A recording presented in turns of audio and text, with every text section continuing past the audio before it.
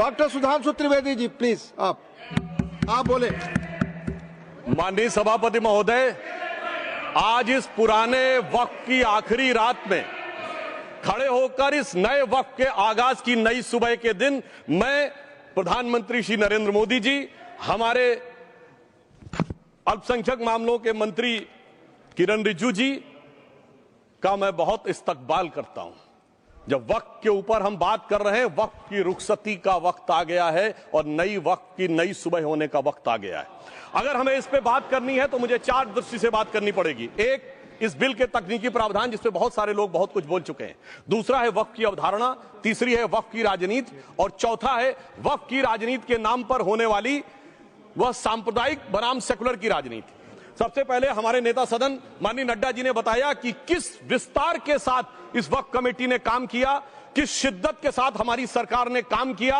और चाहे वक्त कमेटी के जेपीसी के चेयरमैन हमारे उस सदन के सदस्य जगदम्बिका पाल जी रहे हो, हमारे मंत्री जी रहे हो, सबने जिस शिद्दत से काम किया है, तो उनके लिए मैं माननीय प्रधानमंत्री जी अपनी सरकार की तरफ से कहना चाहता हूं कि उन्होंने एक इबादत के भाव से काम किया है।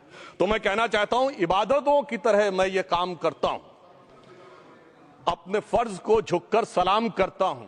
फिर भी आप खिलाफत कर रहे हैं तो तेरी मुखालफत से निखरती है शख्सियत मेरी। मैं सियासी दुश्मनों का भी बहुत एहतराम करता हूं। तो इस एहतराम के साथ मैं अब आगे का बयान शुरू करता हूं और मैं ये बताना चाहता हूं कि एक बड़ी सिंपल सी बात है जो अभी माननीय नड्डा जी ने भी कहा। दुनिया के तमाम मुस्लिम देश बता दिए, इस्लाम की धर्म स्थली सऊदी अरब, सबसे बड़ा मुस्लिम देश इंडोनेशिया, जहां खलीफत रही वहां टर्की, और जहां आईएसआईएस का इलाका वहां इराक और सीरिया, वहां कहीं भी कुछ भी नहीं है ऐसा। फिर भी हमारे यहां क्यों है कैसा? तो मैं कहना चाहूंगा सभापति महोदय, एक हिंदी में कहावत होती है, नया मुल्ला प्याज ज्यादा खाता है, परंतु यहां तो जो गैर मुल्ला प्याज बहुत खा रहा था और इतना खा रहा था कि आंसू निकल रहे थे गरीब मुसलमान के भी और देश के भी।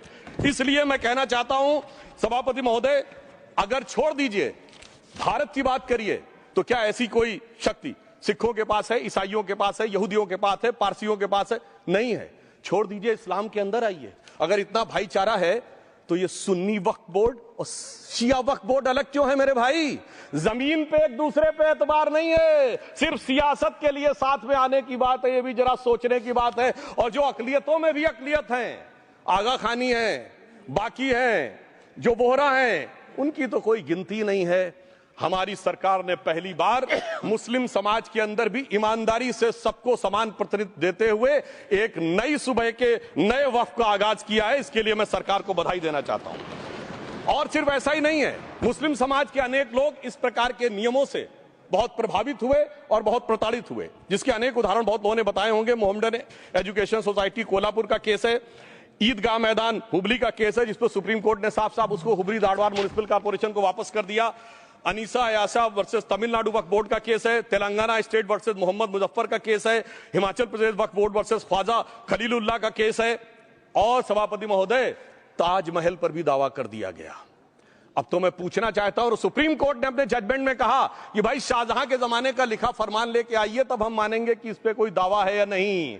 आप सोचिए कि अगर ये वक्त का कानून इसी ढंग से चला होता तो क्या होता। अभी हमारे जॉन ब्रिटास जी और मनोज झा जी ने बहुत सारी बातें बोली थी। एक प्यास की बात बोली थी, उन्होंने उड़ीसा के ग्राहम स्टोन्स का जिक्र किया था, तो उसमें तो कांग्रेस की सरकार सीबीआई की इंक्वायरी नहीं कर पाई थी। मगर जब ताजमहल का उल्लेख आता है सभापति महोदय, तो एक प्यास मुझे याद आ जाती है। जब शाहजहां जेल में था और दूर से उस ताजमहल को देखता था और उसे सिर्फ एक सुराही पानी मिलता था और उसने औरंगजेब से कहा एक सुराही पानी और भिजवा दो, तो जानते उसने मना कर दिया। तो दुखी होकर शाहजहां ने फारसी में लिखा, ए पिसर तू अजब मुसलमानी, जे पिदरे जिंदा आप तरसानी, आफरीन हिंदुआन सदबार, जे देहंद पिदरावा मुर्दा देवम आप। मतलब तू कैसा मुसलमान है जो जिंदा बाप को पानी के लिए तरसा रहा है? तुझसे तो आफरीन 100 बार उन हिंदुओं को है जो पितृपक्ष में मरे हुए बाप को भी पानी देते हैं।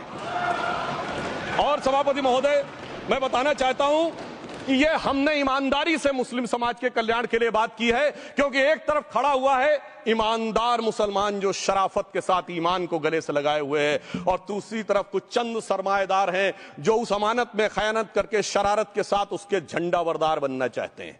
तो ये मुकाबला किसके बीच में है? ये शराफत अली और शरारत खान के बीच में मुकाबला है। हमारी सरकार शराफत अली के साथ खड़ी है, हमारी गरीब मुस्लिम के साथ खड़ी है। ये गरीबों गुर्बत वाले गुर्बत अली और सरमाएदार वाले गाजी खान के बीच का इलाका है।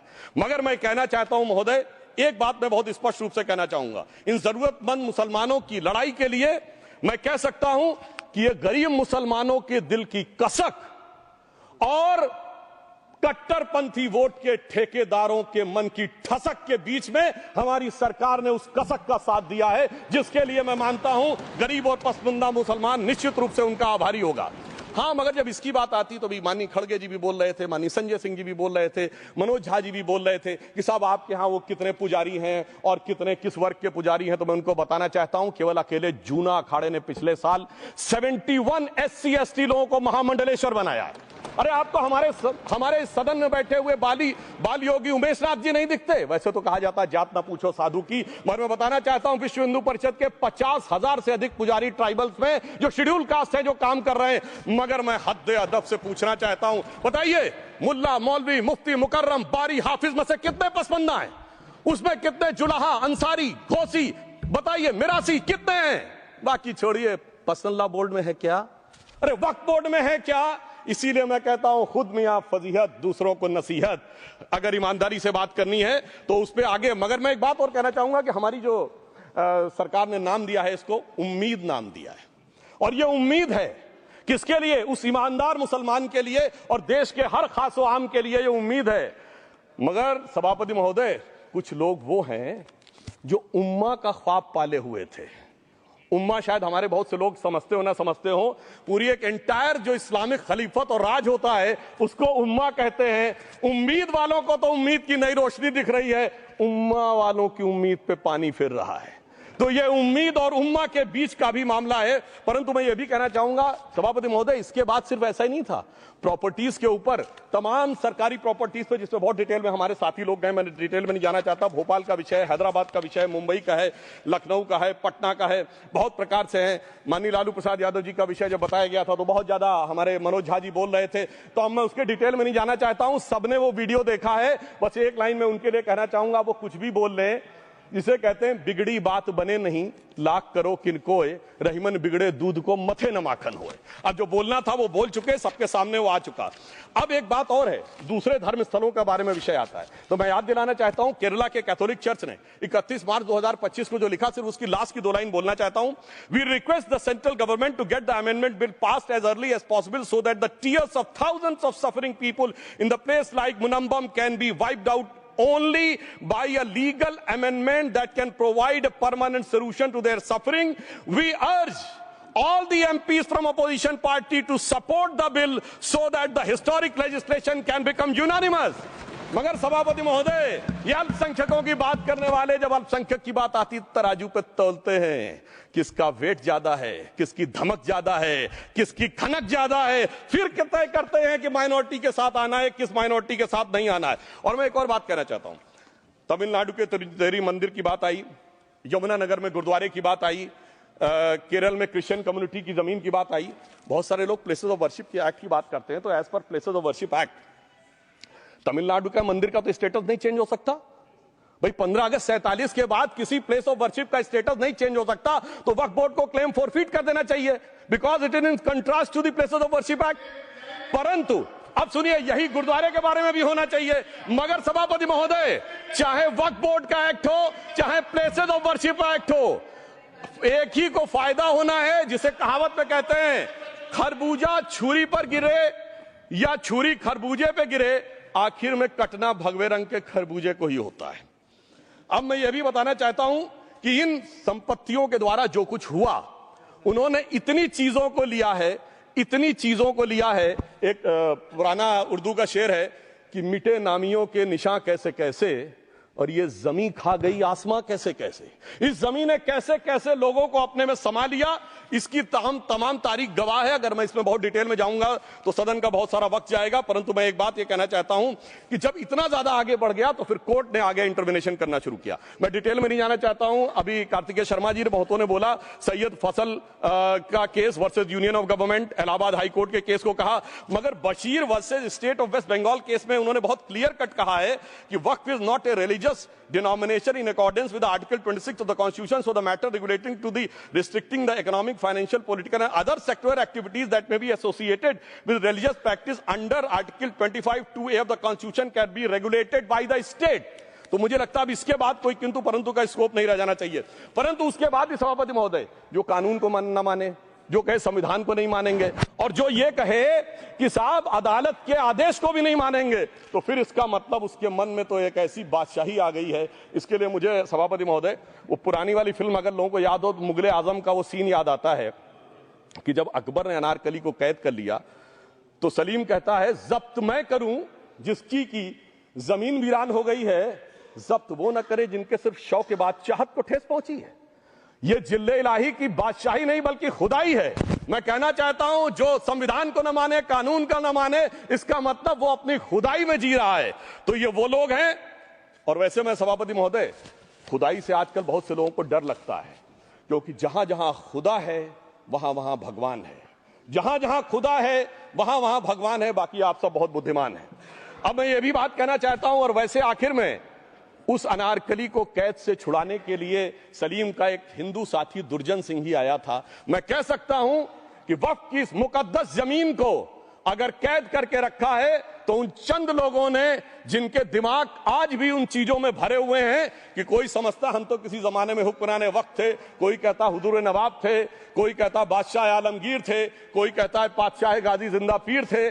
तो नदीमुल हक साहब ने जो बोला था ना, किसी के बाप का हिंदुस्तान थोड़ी है, बिल्कुल मैं कहना चाहता हूं जिन्होंने इस देश के लिए खून बहाया उनके बाप का हिंदुस्तान है, उस गरीब मुस्लिम कारीगर के बाप का हिंदुस्तान है। पर जो ये कहते हैं कि आगरे का लाल किला किसके बाप ने बनवाया, आगरे का किला किसके बाप ने बनवाया, दिल्ली का किला किसके बाप ने बनवाया, हैदराबाद का चार मीनार किसके बाप ने बनवाया, उसके बाप का यह हिंदुस्तान नहीं है। और उसके बाद भी जो आप करना चाहते हैं, अगर इस रास्ते में आप कांटे बिछाना चाहते हैं तो उनके लिए एक लाइन कहना चाहता हूं सभापति महोदय, तेरी तमन्ना है पर हम खार न बोने देंगे, खार कांटों को कहते हैं, तेरी तमन्ना है पर हम खार न बोने देंगे, तुझे हम राह की दीवार न होने देंगे, तू सबको रौंद कर आगे जो निकलना चाहे हम तेरी इतनी भी रफ्तार न होने देंगे। और इसीलिए हमारी सरकार ने इस विषय के ऊपर एक सही और सटीक प्रयोग करने का प्रयास किया है। मैं दूसरी बात यह भी बताना चाहता हूं, हमारे डीएमके के तिरुचि शिवाजी ने अनायास अकारण यह बात बोली थी कि उस समय जब जिन्ना का उल्लेख करते हुए उन्होंने कहा कि पार्टीशन के समय, तो मैं उनके सुलभ संज्ञान के लिए बता देता हूं, 1946 की कॉन्स्टिट्यूएंट असेंबली में मद्रास प्रेसिडेंसी में 30 आउट ऑफ 30 सीट्स जो थी वो मुस्लिम लीग ने जीती थी विद 95% ऑफ वोट्स, और एक भी मुस्लिम वहां के बाद बाहर नहीं गया। इसलिए मैं ईमानदारी से कहना चाहता हूं, फैक्ट को समझिए। और जो मद्रास प्रेसिडेंसी के मुस्लिम लीग के अध्यक्ष थे और पीजे पोकर साहब बहादुर और मोहम्मद इस्माइल, वही बाद में इंडियन यूनियन मुस्लिम लीग के अध्यक्ष बने, और उन्होंने 28 अगस्त 1947 को सेपरेट इलेक्टोरेट मांगे, जो कोई जाके कॉन्स्टिट्यूएंट असेंबली की डिबेट में पार्लियामेंट किया। आप वेबसाइट पे पेज नंबर 270 पे जाके पढ़ लीजिएगा। सरदार पटेल ने बड़े गुस्से में इस बात को कहा, अब जो हो गया सो हो गया, एक रात में दिल नहीं बदल गया, मगर अब देश के लिए कैसे आगे बढ़ना है उसके लिए ईमानदारी से आगे आओ। और खैर मैं अंबेडकर जी और पटेल जी के बहुत सारे वो कोट कर सकता हूं, सारी बातों को छोड़िए, मगर अफसोस की बात यह है सर कि अभी मनोज झा जी ने बोला था हम में से कोई शक है, कोई हूण है और ये करिए। अरे भैया जमाने चले गए, अब जेनेटिक सीक्वेंसिंग का जमाना आ गया है। और जेनेटिक सीक्वेंसिंग ने क्या प्रूव किया है, दुनिया के सबसे बड़े मुस्लिम देश इंडोनेशिया के राष्ट्रपति आए थे और राष्ट्रपति भवन में उन्होंने डिनर के दौरान कहा कि few weeks back I got my genetic sequencing done and I was told that I am an Indian GDN. अरे साहब कहां गुलामी की मानसिकता में पड़े हुए हैं सभापति महोदय। और यहां गुलामी की मानसिकता इस कदर पैबस्त है लोगों के दिमागों में। किसी सदन के एक सदस्य यहां विराजमान है, वो उस समय महाराणा सांगा का उल्लेख कर दिए। मैं ईमानदारी से कहता हूं एक भी इंडियन सोर्स में इसका उल्लेख नहीं है, सारे के सारे फॉरेनर्स और लुटेरों के सोर्स में उल्लेख है। इसीलिए मैं कहता हूं ये गुलामी के जिन्होंने गुलाम बनाया उनके सोर्सेस पे यकीन न करिए। और वैसे थोड़ा सा आउट ऑफ कॉन्टेक्स्ट हो तो ये भी बोल दूं, हमारे सदन के बहुत सदस्यों को नहीं पता होगा, अलेक्जेंडर के आक्रमण का किसी भारतीय सोर्स में कोई उल्लेख नहीं है। पोरस नाम के किसी राजा का उल्लेख नहीं है, सिर्फ और सिर्फ ग्रीक में है। इसलिए गुलामी की मानसिकता से बाहर निकलिए, तब इन चीजों को आप सही ढंग से समझने में सफल होंगे। मेरा अब यह भी अनुरोध अपने सदस्यों के साथ है। वक्त की अवधारणा के बारे में बहुत कुछ बोला जा चुका है कि ये ओरिजिनली कहां से आया, पर मैं इतना कहना चाहूंगा, सबसे पहले वक्त का उल्लेख आता है जब ससनिड एम्पायर को खलीफा उमर ने कैप्चर किया, तो आज का जो सदर्न इराक है उसके इलाके को उन्होंने वक्त डिक्लेयर किया और वो स्टेट के द्वारा कंट्रोल होता था। स्टेट के बारे में माननीय नड्डा जी ने अभी बताया कि बड़े बड़े देशों में किस ढंग से होता था। सर सैयद अहमद खान ने भी वक्त को मूल इस्लाम का हिस्सा न मानते हुए इसके लिए मुजार शब्द कहा है, जो शरिया के अंतर्गत आता है, और इसी के लिए उन्होंने फतवा आलमगीरी को भी कोट किया था। और इसीलिए 1894 की जो प्रिवी काउंसिल का जजमेंट जो आया था वो वक्फ अल औलाद के खिलाफ आया था। मगर सभापति महोदय, 1906 में कलकत्ता कांग्रेस अधिवेशन में कांग्रेस ने प्रस्ताव पारित किया कि प्रिवी काउंसिल के जजमेंट में कुछ गलती है, इसे बदलना चाहिए। क्योंकि 1904 में जिन्ना कांग्रेस को ज्वाइन कर चुके थे, इसलिए मैं कहना चाहता हूं फिर 1913 में वो जजमेंट बदला गया। हमारे सदन के बहुत से सदस्यों ने इस सदन और दूसरे सदन में बोला है, मैं एक सेंटेंस बोलता हूं, लगेगा जैसे वही लोग बोल रहे हैं। वर्ड ये है, कोट है, since the bill was introduced to administer the Muslim law for Musalmans, so the question of public policy does not arise. लगता है जैसे हमारे कोई सदस्य बोल रहा हूं। सर, ये मोहम्मद अली जिन्ना ने अप्रैल 1913 में ही is used this word while moving the report of the select committee to the imperial legislative council. Sir, 1913 से 2013 तक भाषा ही नहीं बदली, और आज भी भाषा नहीं बदल रही है। हमें ईमानदारी से, और उस समय यूपी और बंगाल ने उसका विरोध किया था, आज यूपी और बंगाल के लोग किस तरीके से साथ में है वो पूरी तरीके से दिखाई पड़ता है। इसलिए हम ये कहना चाहते हैं, हाँ, एक प्रश्न बहुत उठाया जाता है कि केवल मुस्लिम ही वक्फ को क्यों दान दे सकता, ऐसा वक्फ बोर्ड में क्यों संशोधन किया गया। मैं ईमानदारी से कहना चाहता हूं, ऐसा नहीं कि मैं इस्लामिक मामलों का बहुत बड़ा आलिम फाजिल जानकार हूं, मगर इस्लाम में बहुत साफ मान्यता है कि जो गैर मुस्लिम है उसकी इबादत अल्लाह कबूल नहीं कर सकते, उसकी दुआ कबूल नहीं होगी तो दान कैसे कबूल होगा। साहब, हम इस्लामिक भावना का सम्मान कर रहे हैं। हमारे अल्पसंख्यक मंत्री गए थे तो वो मदीना में एक डेफिनेट लेवल तक जा सकते, उसके आगे नहीं जा सकते। अगर इबादत की इजाजत नहीं है तो साहब जायदाद की इजाजत कैसे हो सकती है। मुस्लिम भावना का सम्मान है, और अगर है तो कोई मुल्ला मौलवी मुफ्ती मुकर्रम बारी आज आके बता दे कि कबूल हो सकती है दुआ, तो हम दान भी कबूल करने के लिए तैयार हैं। और तो और छोड़िए साहब, जब आप कहते हैं कि हर चीज हलाल होनी चाहिए, तो साहब हलाल करने की प्रक्रिया नहीं, हलाल करने वाला भी मुस्लिम होना चाहिए, तब वो हलाल होता था। तो मैं पूछना चाहता हूं साहब, काटने के लिए तो हलाल होने के लिए मुस्लिम जरूरी है, और बांटने के लिए बगैर मुस्लिम के भी हलाल होगा, ऐसा तो नहीं हो सकता। तो जो हमारी सरकार ने किया है वो मुस्लिम भावना के सम्मान के लिए किया है। और जहां तक मैं कहना चाहूंगा, हिंदू समाज के बारे में बात करते हैं, हमारे यहां कोई प्रॉब्लम नहीं है। हमारे यहां कोई ऐसा नहीं कि हज पे कोई गैर मुस्लिम नहीं जा सकता। हमारे देखिए कुंभ में 50 लाख विदेशी आए थे और किसी से नहीं कहा या कन्वर्ट हो जाओ। इसलिए मैं कहना चाहता हूं, हिंदुइज्म की धारणा और बाकी धारणा का जो तुलना करने का प्रयास करते हैं वो बहुत उचित नहीं है। मगर सभापति महोदय, इस वक्त ने कई अद्भुत नजारे दिखाए। इस्लाम में जो काफिर से ज्यादा मुशरिक और शिर्क को बुरा माना गया, नहीं जो भगवान को माने ही नहीं। यहां देखिए वो लेफ्ट के लोग जो कहते धर्म एक अफीम है, वो आज खुदाई खिदमतगार बन के खड़े हो गए। सोचिए कैसा बदलाव आया है। और सर, मुझे एक और चीज नजर आती है, एक पुराना गीत था, वक्त ने किया क्या हसी सितम। तो आज मैं कहना चाहूंगा, वक्त ने किया क्या हसी सितम कि मुस्लिम लीग और शिवसेना मिलके हो गए हम। और मैं कहना चाहता हूं, ये मुस्लिम लीग वो है जिसने सेपरेट इलेक्टोरेट की मांग की थी, और इस शिवसेना के उबाटा के हमारे इस सदन के एक सदस्य हैं। और सर, हमारे साथ मुरली जी बैठे हैं, मुरली देवड़ा जी ने मुझे याद दिलाया, उन्होंने मिलिंद देवड़ा जी ने याद दिलाया, उन्होंने कहा एक जमाने में उन्होंने कहा था मुस्लिमों की नागरिकता छीन लेनी चाहिए। इसीलिए मैं कह रहा हूं, वक्फ ने किया क्या हसी सितम, ये दोनों मिलके हो गए हम। और सर, मैं इसके बाद एक टेक्निकल बात करना चाहता हूं। जब इन्होंने टाइम ड्यूरेशन हटा दिया था और बैक में पीछे जा सकते थे, तो मैं पूछना चाहता हूं सर कि जब ब्रिटिश हुकूमत आई तो उसने तो मुगलों सारी हुकूमत ले ली थी, तो उनका मालिकाना हक कैसे हुआ। सर, 1707 के बाद तो इस्लामी हुकूमत दिल्ली से खत्म हो गई थी। एक आखिरी मुगल बादशाह शाह आलम के लिए तो बोला जाता था सल्तनते शाह आलम दे लाल किले ते पालम, यानी आज का IGI एयरपोर्ट। तो साहब उसके बाद ये गुजरात के सूरत से लेकर लखनऊ तक उनका मालिकाना हक निकलने कहां से लगा। अरे भाई, जब दिल्ली को कैप्चर किया था अंग्रेजों ने तो सारी जमीन अंग्रेजों की थी। तो जब मैं अपने कांग्रेस के मित्रों से पूछना चाहता हूं, ये जब गवर्नमेंट ऑफ इंडिया एक्ट में पावर डीड ट्रांसफर की थी तो पढ़े नहीं थे क्या या खोखले कागज पर साइन कर लिए थे, या कागज सही था, आप खोखला करने की बात है। मैं पूछना चाहता हूं, जब 250 साल तक वो हुकूमत ही नहीं रही तो उस हुकूमत के फरमान की लेजिटिमेसी कैसे हो सकती है? ये मैं कानूनविदों के लिए भी एक फूड फॉर थॉट रखने की बात करता हूं। और दूसरी बात मैं कहना चाहता हूं, ये किन हुकूमतों की बात कर रहे हैं सभापति महोदय? अगर सूरत नगर निगम पे दावा है मुगल के जमाने का और तमिलनाडु के मंदिर पर अरकाट के नवाब का, सभापति महोदय, ये वो हुकूमतें थी जो जजिया लगाती थी, ये वो हुकूमतें थी जो जिम्मी का कॉन्सेप्ट रखती थी, ये वो हुकूमतें थी जो गाजी की बात करती थी। क्या भारत के संविधान में उन हुकूमतों के फरमान को सही मान्यता देना सही है?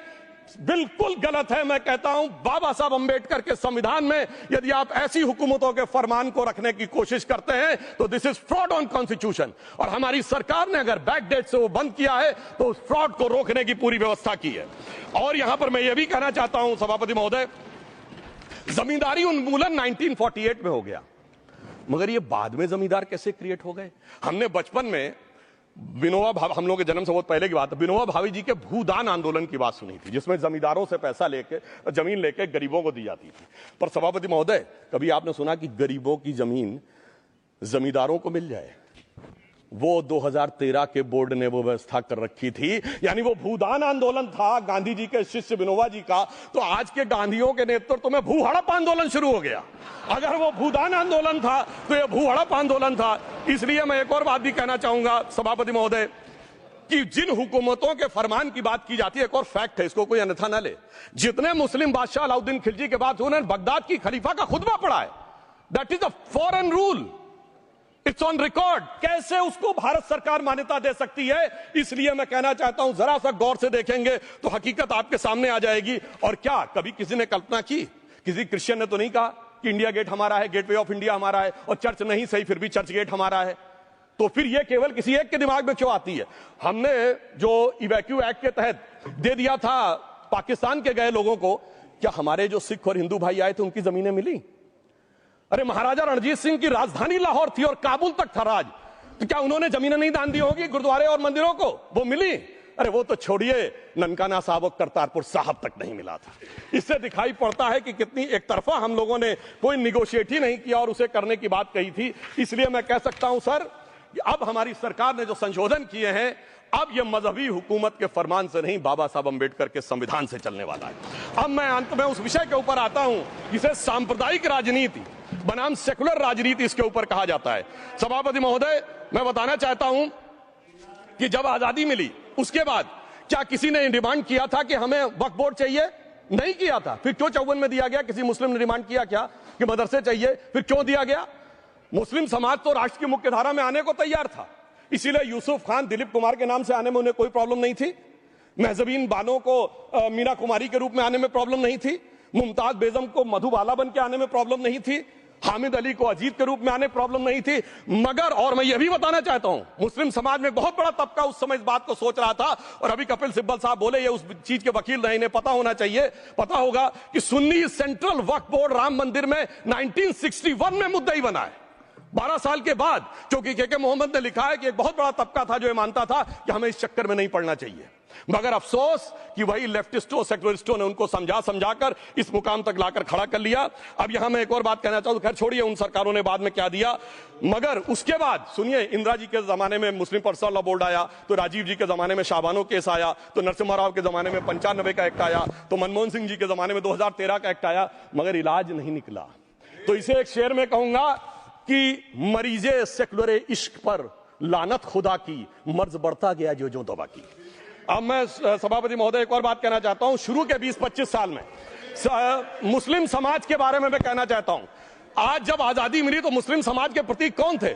उस्ताद बिस्मिल्लाह खां, उस्ताद फरीदुद्दीन डागर, उस्ताद बड़े गुलाम अली, उस्ताद जाकिर हुसैन, जिनकी अभी कुछ दिन पहले डेथ हुई, बड़े बड़े नगमा निवार, हसरत जयपुरी, मजरूर सुल्तानपुरी, साहिर लुधियानवी, कैफी आजमी, जोश मलियाबादी, जिगर मुरादाबादी।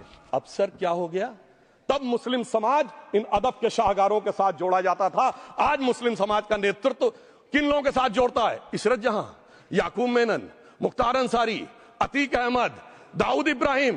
कौन जोड़ रहा है ये? तब से सर जब से ये सेकुलर हो गया देश 1976 से और सेकुलर सियासत शुरू हुई, उसने ले जाकर इनको इस मुकाम तक पहुंचाया। और इस वक्फ बोर्ड के बिल में भी जो बात कही जा रही है, सर मुस्लिम समाज को यह समझाया गया कि तुम्हें बीजेपी वालों को तुमसे बड़ी अदावत है, और कहा गया इनको बड़ी मोहब्बत है। जब यह देश आजाद हुआ, मैं उत्तर प्रदेश का रहने वाला हूं, उत्तर प्रदेश में 1931 की संसद में 8% रेट ऑफ लिटरेसी थी और सैयद मुसलमानों में 24% थी। यूपी की ब्यूरोक्रेसी में 20% थे। आज कहां चले गए सब?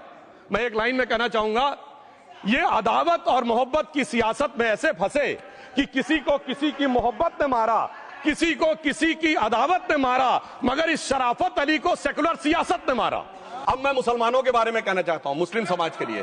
बहुत से लोग ऐसे हैं जिनको मुस्लिम समाज की हिस्ट्री नहीं पता है।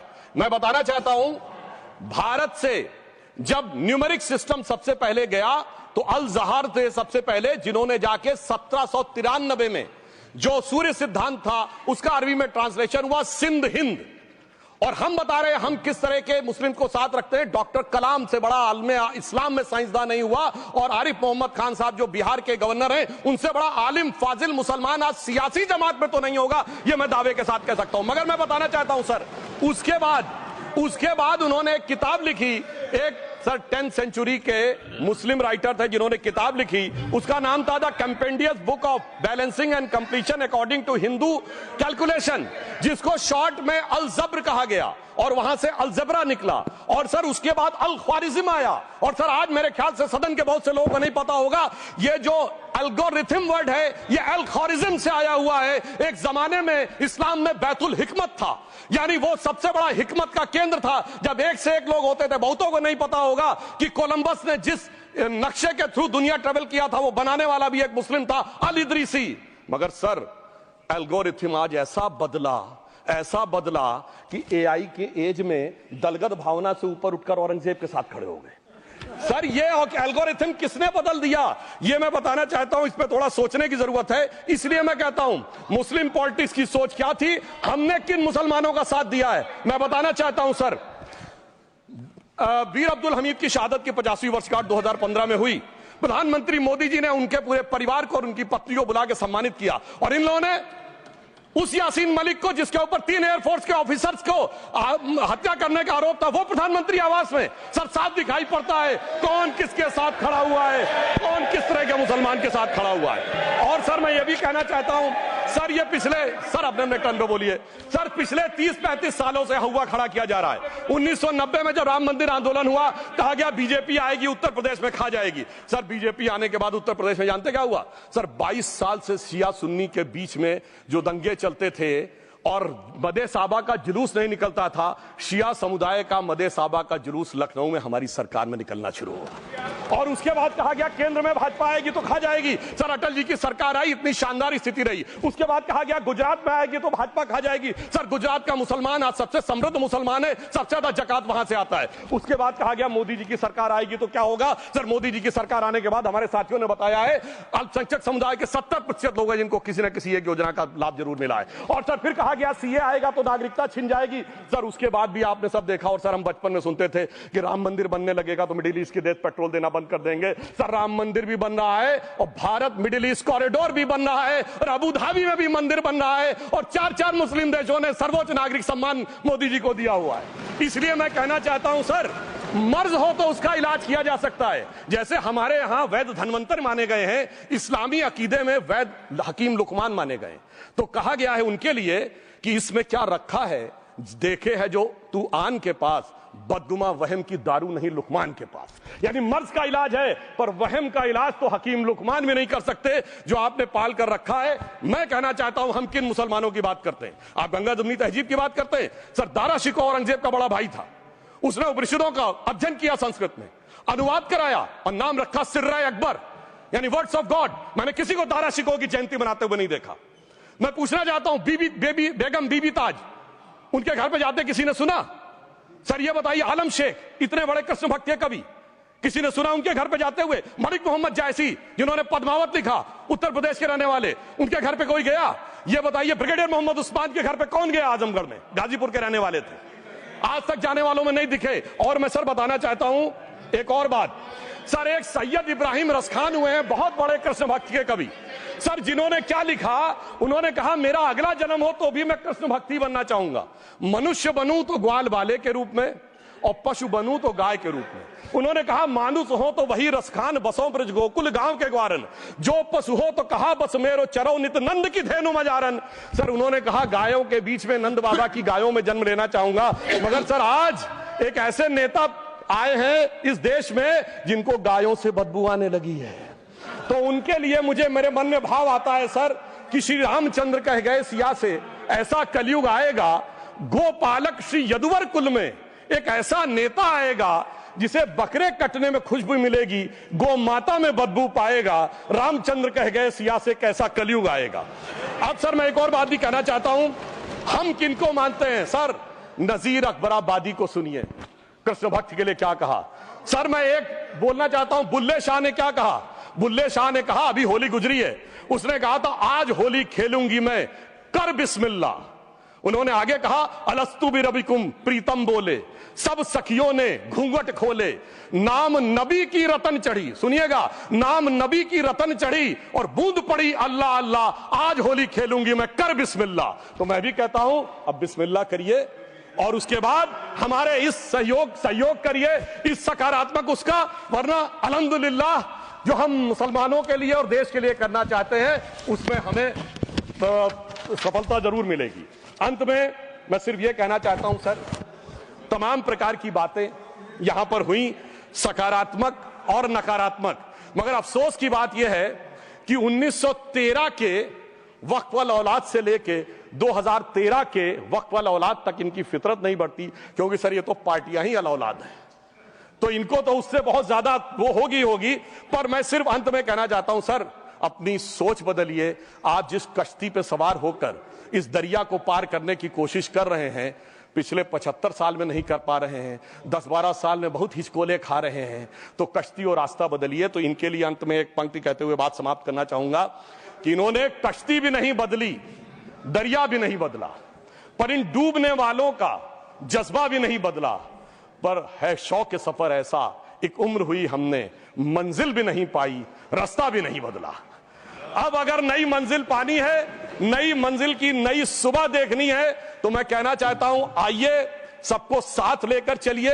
और एक ऐसा वक्त आया है जब मैं जो हमारे किरण रिजिजू जी ने कहा था कि मैंने एक शम्मा जलाई है हवाओं के खिलाफ, तो मैं प्रधानमंत्री मोदी जी की तरफ से कहता हूं कि हमें इल्जाम मत दीजिए, बहुत अफसोस होता है, हमें इल्जाम मत दीजिए, बहुत अफसोस होता है। बड़ी तरकीब से कश्ती यहां तक लेके आए हैं और बदल देते हैं हम दरिया की लहरें अपनी हिम्मत से, आंधियों में भी अक्सर चिराग हमने जलाए हैं। धन्यवाद।